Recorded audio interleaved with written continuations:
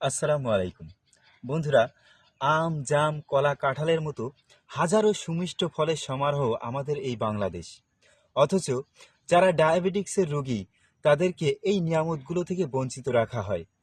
ডায়াবেটিক্সের রোগীদেরকে বলা হয় যে আপনারা মিষ্টি ফল খাবেন না, আপনারা যদি মিষ্টি ফল খান তাহলে আপনাদের রক্তে শর্করার পরিমাণ বেড়ে যেতে পারে।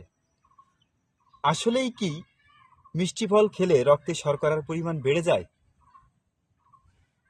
ফলের ভিতরে যে শর্করাটা থাকে সেটাকে বলা হয় ফ্রুক্টোজ।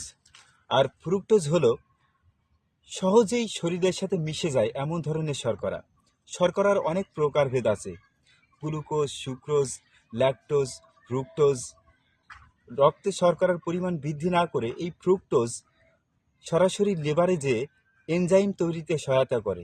এজন্য মিষ্টি ফল এবং খাঁটি মধু আপনারা যদি খান, আপনারা যদি ডায়াবেটিক্সের রোগীও হয়ে থাকেন, তাহলে এগুলো আপনার শর্করার পরিমাণকে না বাড়িয়ে বরং আপনার শরীরকে আরও শক্তিশালী করতে সহায়তা করবে, আপনার হজম শক্তি বাড়াইতে আরও সহায়তা করবে। এজন্য আপনারা ইচ্ছা মতো মিষ্টি ফল খান, যতটা ইচ্ছা ততটা খান। তাতে আপনাদের সুগার লেভেল বাড়বে না বা ডায়াবেটিস বাড়বে না, এবং আপনাদের শরীরে কোনো ক্ষতিও হবে না। ধন্যবাদ সকলকে।